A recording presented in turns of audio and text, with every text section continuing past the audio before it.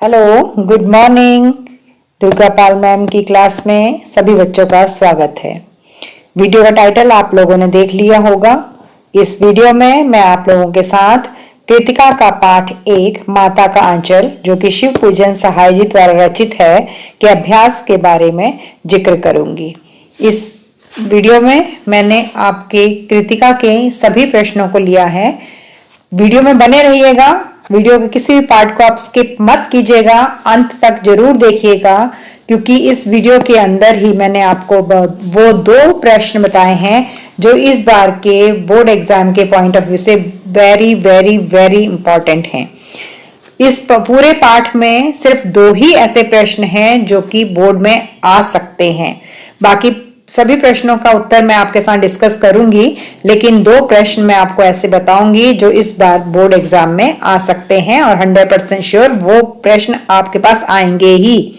हाँ, प्रश्न की भाषा कुछ ऊपर नीचे हो सकती है, घुमा फिरा के हो सकती है, लेकिन जो उसका उत्तर है वो उसी तरह से लिखा जाएगा, चाहे आपसे प्रश्न किसी भी रूप में पूछा जाए। तो आप पूरी वीडियो में बने रहिए और ध्यान से सुनते रहिए।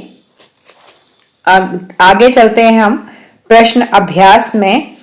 तो आइए शुरू करते हैं इस पाठ का अभ्यास। पाठ 1 कृतिका माता का आंचल। पहला प्रश्न है, प्रस्तुत पाठ के आधार पर यह कहा जा सकता है कि बच्चे का अपने पिता से अधिक जुड़ाव था, फिर भी विपदा के समय वह पिता के पास न जाकर मां की शरण लेता है। आपकी समझ से ऐसा इसकी क्या वजह हो सकती है? तो कोई भी प्रश्न आपके पास आए तो उसका उत्तर शुरू करने के लिए आपको क्या करना है, प्रश्न से ही शब्दों को उठाना है। जैसे आप देख सकते हैं, मैंने जो नोट्स बनाए हैं इसमें लेखक का अपने पिता से अधिक जुड़ाव था, फिर भी जब उस पर मुसीबत आई तो उस समय पिता के पास नहीं गया बल्कि अपनी माँ की गोद में उसे शरण ली। अब मेरी समझ से इसके निम्नलिखित कारण हो सकते हैं। पहला कारण है कि जो बच्चा होता है वो माँ के पास ज्यादा सुरक्षित महसूस करता है, उसे परेशानी में पिता का साथ अच्छा नहीं लगता बल्कि माँ का साथ अच्छा लगता है। और दूसरा कारण हो सकता है कि माँ के आंचल में उसे दुख का कोई भी आभास नहीं होता है, वो चैन से रह सकता है। तीसरा कारण आप दे सकते हैं कि वह भावनात्मक रूप से अपनी माँ से अधिक जुड़ाव महसूस करता है, क्योंकि माँ बच्चे की भावनाओं को अच्छी तरह से समझती है। और चौथा कारण है कि माँ बहुत कोमल स्वभाव की होती है और बच्चा माँ के पास बहुत आत्मीयता का अनुभव करता है, जबकि ममता की वो भावना उसे पिता से नहीं मिलती है। और पांचवा कारण हो सकता है कि माँ से बच्चे का जो ममता का रिश्ता होता है वह अपना पिता से चाहे कितना ही प्रेम करे, लेकिन जो ममता, जो सुरक्षा, उसे संरक्षण की भावना उसे माँ की गोद में मिलती है वो पिता की गोद में नहीं मिल सकती है। प्रश्न नंबर 2 जो आपकी किताब में दे रखा है वो है, आपके विचार से भोलानाथ अपने साथियों को देखकर सिसकना क्यों भूल गया? देखिए, भोलानाथ बहुत छोटा बच्चा था और बच्चे का स्वभाव बहुत ही चंचल होता है। किसी भी एक बात को बच्चे के लिए बहुत लंबे समय तक याद रखना पॉसिबल नहीं है, वो उसे याद रख ही नहीं सकता, संभव नहीं है। दूसरा यह है कि अगर वो अपने साथियों के सामने रो देता तो फिर सब बच्चे उसकी हंसी उड़ाते। और एक कारण है कि उसे अपने मित्रों के साथ खेलना बहुत अच्छा लगता था और अपने मित्रों के साथ वो तरह तरह की शरारतें करता था। इसलिए शरारत का जब उसके दिमाग में आ गया कि मित्र मंडली मिल गई, आप शरारतें करेंगे, तो वो अपने रोने से सकने को भूल जाता था। एक कारण और ये हो सकता है कि वह अपने साथियों की मस्ती को देखकर उसी में मस्त हो जाता था, एकदम मग्न हो जाता था वो अपने साथियों के साथ, तो इसलिए भी वो सिसकना भूल जाता था। देखिए, भोलानाथ बहुत छोटा बच्चा है और इतने छोटे बच्चों का मन जो है वो अपने ही साथ उम्र के बच्चों के साथ लगता है, तो जब वो उसको अपने मित्र मिल जाते थे तो वो उनके साथ तरह तरह के खेल खेलना पसंद करता था, इसलिए रोना सिसकना वो अक्सर भूल जाता था। जो तीसरा प्रश्न आपके पाठ्य पुस्तक में दिया हुआ है, ये प्रश्न बोर्ड एग्जाम में आने की कोई भी उम्मीद नहीं है, इसलिए मैं इस प्रश्न को इस वीडियो में डिस्कस नहीं कर रही हूँ। चौथा प्रश्न आपकी पाठ्यपुस्तक में दिया हुआ है कि भोलानाथ और उसके साथियों के खेल और खेलने की सामग्री आपके खेल और खेलने की सामग्री से किस प्रकार भिन्न है? तो इसका उत्तर ये हो सकता है कि भोलानाथ और उसके साथियों के खेल और खेलने की सामग्री हमारे खेल और खेलने की सामग्री से निम्न प्रकार से भिन्न है। पहला कारण, भोलानाथ और उसके साथी किससे खेलते थे? मिलजुल कर खेलते थे, ग्रुप बनाकर के खेलते थे। उनके खिलौने कैसे होते थे? मिट्टी के खिलौने होते थे, लकड़ी के होते थे, मिट्टी का घड़ा मिल गया, टुकड़ा मिल गया, धूल, पानी, पत्ते, कागज, इस चीजों से वो खेलते थे। लेकिन आज बच्चे किससे खेल रहे हैं? आज बच्चों के पास प्लास्टिक के खिलौने हैं, बिजली के चलने वाले खिलौने हैं, मोबाइल हैं, इनसे बच्चे खेलते हैं। अगला है कि टेलीविजन के आने से हम कार्टून नेटवर्क, पोगो, डिज्नी, निक आदि चैनल भी देखना हम पसंद करते हैं। तो जो वो पुरानी सामग्रियां थी खेल खेलने की, वो सब खत्म हो चुकी हैं। आजकल डिजिटल प्रणाली का युग है और बच्चे सभी इलेक्ट्रॉनिक खिलौनों से ही खेलना पसंद करते हैं। भोलानाथ जैसे बच्चों की जो खेलने की सामग्री थी उस समय की, वो बहुत आसानी से मिल जाती थी और बिना पैसे खर्च किए ही आराम से बच्चों को प्राप्त हो जाती थी। लेकिन जो आजकल के बच्चों की खेलने की सामग्री है वो बहुत ही महंगे दामों में उपलब्ध होती है। अगला प्रश्न जो आपकी किताब में दे रखा है वो है कि पाठ में आए ऐसे प्रसंगों का उल्लेख कीजिए जो आपके दिल को छू गए हों। मतलब ऐसे जो प्रसंग उसमें बताए गए हैं जो आपको बहुत ही अच्छे लगे हैं। वो पहला प्रसंग ये हो सकता है कि पिताजी जब अपनी नुकीली मूंछें भोलानाथ के गालों में घुमाते थे और भोलानाथ बहुत झुंझला जाता था और उनकी मूंछें नौचने लगता था, तब पिताजी उसके गालों पर एक चुम्मा दिया करते थे। दूसरा प्रसंग किताब में ये दिया हुआ है कि माँ भोलानाथ को जब पिताजी के खिलाने के बाद भी जबरदस्ती बिठा करके खिलाती थी, तो वो खाने का जो दाल भात होता था उससे तोता, मैना, कबूतर, हंस, मोर आदि बना देती थी और कहती थी बेटा इन्हें खा लो नहीं तो ये उड़ जाएंगे। तो ये प्रसंग भी बहुत अच्छा है जो दिल को छूता है। और तीसरा प्रसंग है बच्चों के खेल के बीच में पिताजी आकर के बैठ जाते थे और बच्चे पिताजी को देख करके शर्मा के वहां से भाग जाते थे। ये भी एक प्रसंग अच्छा है। और चौथा प्रसंग है कि चूहे के बिल में पानी जब बच्चे डालते हैं और वहां पर सांप निकल आता है तो बच्चे बहुत डर जाते हैं। भोलानाथ का भी वही हाल है, वो बेतहाशा दौड़ लगाता है अपने घर की तरफ और घर जाकर के सीधा माँ की गोद में जाकर छिप जाता है।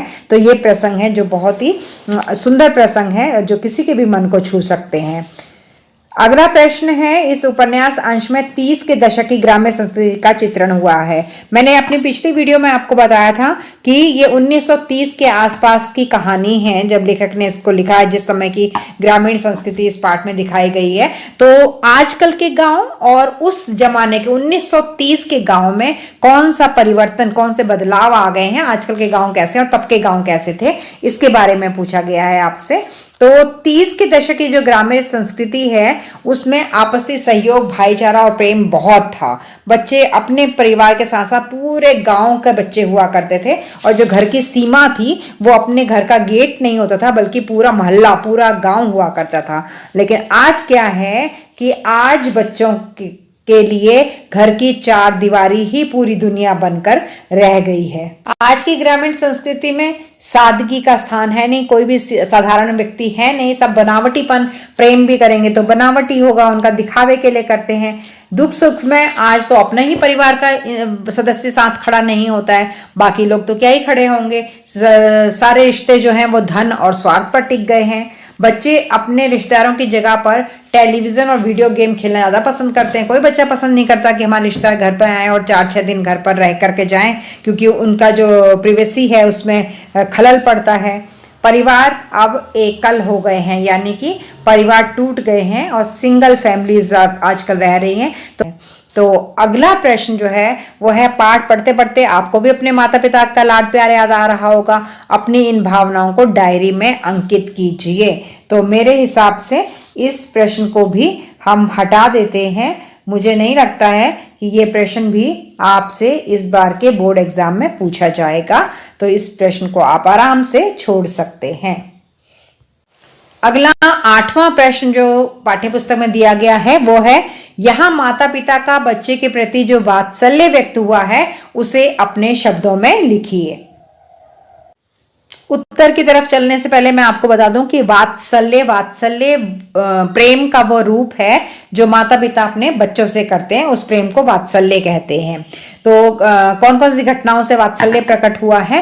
पहली घटना है, भोलानाथ अपने पिता के साथ सुबह सवेरे उठ करके नहा धो करके पूजा पाठ उनके साथ करता था और उनके कंधे पे बैठ करके वो मछलियों को दाना भोजन खिलाने के लिए जाया करता था। तो इससे पता चलता है कि उसके पिताजी जो हैं वो अपने बच्चे से बहुत प्यार करते थे, आसान करके खिलाया करते थे और उसी खाने को माँ एक बार फिर खिलाती थी, तोता, मैना, हंस, कबूतर वगैरह वगैरह बना बना के। चौथा है कि सांप से डरकर भोलानाथ को कांपते हुए देखकर जब पिताजी उसकी तरफ जोर से लपकते हैं कि मैं अपने बच्चे को ले लूं और पूछूं इससे कि क्यों रो रहा है, तो वो पिताजी को छोड़ करके माँ की गोद में जाकर गिरता है और माँ भी उसके साथ रोना शुरू कर देती है। तो ये घटनाएं हैं जिनसे माता पिता का वात्सल्य अपने पुत्र के प्रति प्रकट हुआ है। 9वां प्रश्न है इस पाठ में कि माता का आंचल शीर्षक की उपयुक्तता बताते हुए कोई अन्य शीर्षक सुझाइए। ये बहुत ही इंपॉर्टेंट क्वेश्चन है, आप इसे नोट कर सकते हैं। ये प्रश्न बहुत इंपॉर्टेंट है, इस प्रश्न को आप नोट कर लीजिए।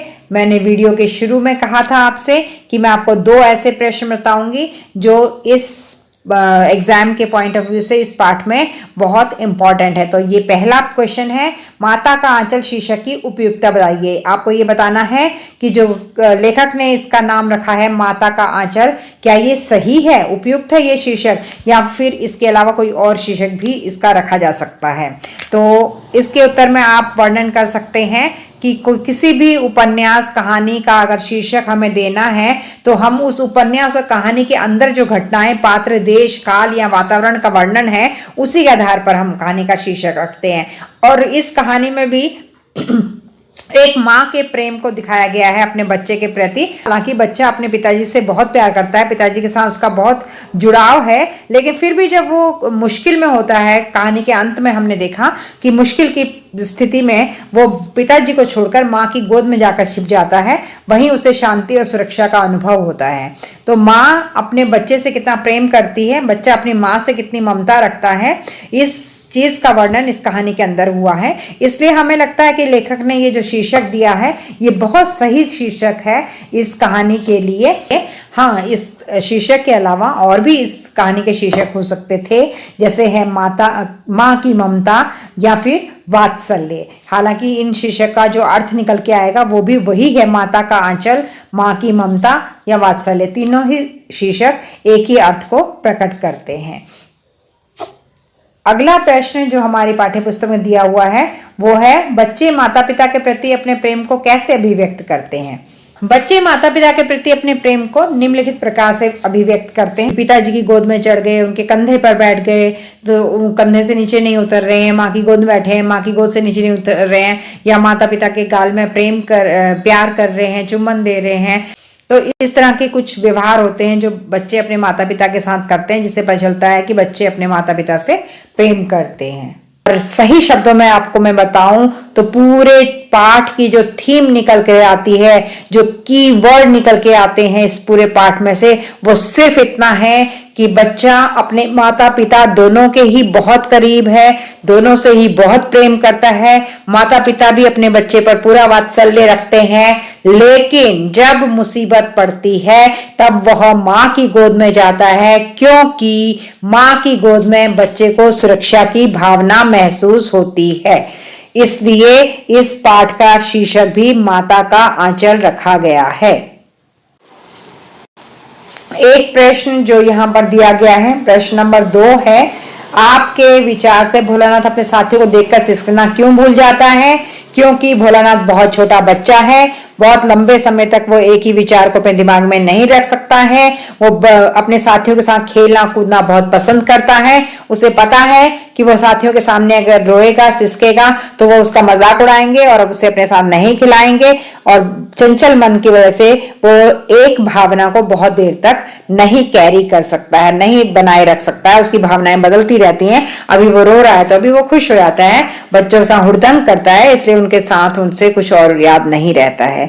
तो ये क्वेश्चन भी बोर्ड के पॉइंट ऑफ व्यू से अच्छा प्रश्न है, इसे भी आप तैयार कर सकते हैं। तो उम्मीद करती हूं कि मेरी वीडियो में आज आपको सभी प्रश्नों के उत्तर अच्छे से समझ आ गए होंगे, और जो प्रश्न इस बोर्ड एग्जाम में बहुत इंपॉर्टेंट हैं, आ सकते हैं, उनका वर्णन भी मैंने इस वीडियो में कर दिया है। आप सिर्फ ये 2 प्रश्न ही याद करें, या फिर जो मैंने कीवर्ड्स बताए हैं, जो इस पाठ का थीम बताया है, वो अगर आप ध्यान में रख लें तो आप किसी भी प्रश्न का उत्तर स्वयं से लिख सकते हैं, आपको कोई भी परेशानी नहीं आएगी। तो उम्मीद करती हूँ कि मैंने इस वीडियो में आपकी बहुत सारी शंकाओं का समाधान किया होगा, और आपको इस पाठ को दोबारा पढ़ने की अब आवश्यकता नहीं पड़ेगी। आप एक बार इस पाठ का जो मैंने पार्ट 1 वीडियो बनाया है, उसे भी सर्च कर ले, मैं लिंक दे दूंगी आपको डिस्क्रिप्शन में, वहां से आपको वो वीडियो मिल जाएगी। आप एक बार उस पाठ का सार वहां जाके जरूर सुन लें, बहुत छोटा सा वीडियो है,